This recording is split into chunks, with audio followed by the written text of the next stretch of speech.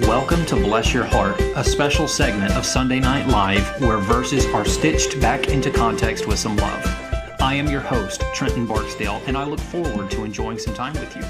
Let's sit for a while. Good afternoon, everybody. Welcome back to another edition of Bless Your Heart. As you can see, I have a special guest with me today. This is my daughter. Can you say hi? Hi. Today, she will be reading the verse we plan to discuss, and we hope that you enjoy this episode as we discuss another verse submission from our good friend Ryan Pugh. Today's verse is Matthew chapter 18 and verse 20. Let's listen to what it says. Everly, go ahead and read that for us if you don't mind. Okay. For where 2 or 3 are gathered in my name, there am I among them. Very good. Thank you so much, sweetheart. You're welcome. Now, there are many who like to use this verse and innocently use it to say that this is talking about when people are coming together for worship. Now, while there are varying points that can be discussed about that, we need to understand what Jesus also said prior. Let's begin reading in verse 15, where it says, "If your brother sins against you, go and tell him his fault between you and him alone. If he listens to you, you have gained your brother.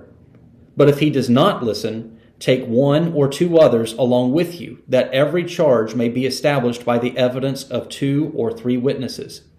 If he refuses to listen to them, tell it to the church. And if he refuses to listen even to the church, let him be to you as a Gentile and a tax collector.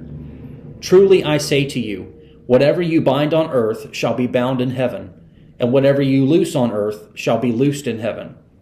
Again, I say to you, if 2 of you agree on earth about anything they ask, it will be done for them by my Father in heaven.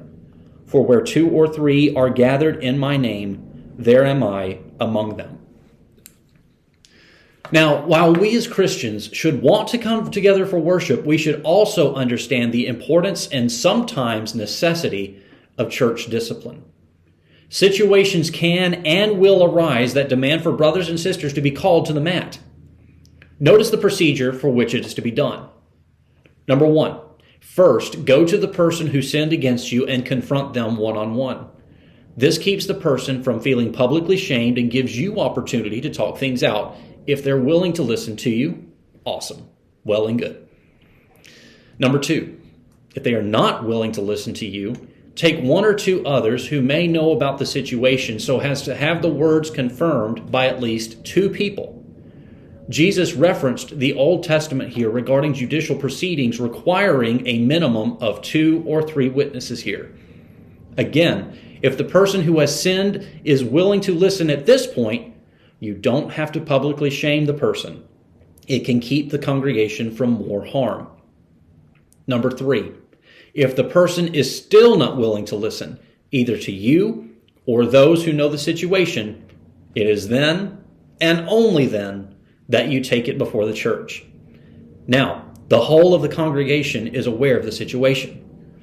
If the person knows that they are being called out publicly for their behavior, it should, and I emphasize should strongly here, cause the person to want to change so they can be right in the sight of God and the church. If it doesn't lead them to do right, then they are to be withdrawn from. Jesus uses language strong enough to where the Jews understood this clearly. Through doing this, they are simply allowing the authority that heaven has bound to let it do its job through forgiving the person and loosing them from their sins. Those who do the confronting are simply letting God's forgiveness be what releases them from their sin. When we take these sorts of issues to the throne of God in prayer, it helps keep the congregation pure and holy, and God will help them to do so.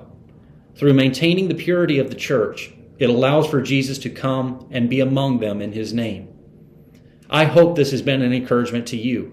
I want to say thank you to my little girl for being able to join me today, and I will, Lord willing, see you again soon. God bless you. Which verse do you think we should consider next? Comment below or send us a message on Facebook or Discord with your suggestions. Y'all come back now. Here.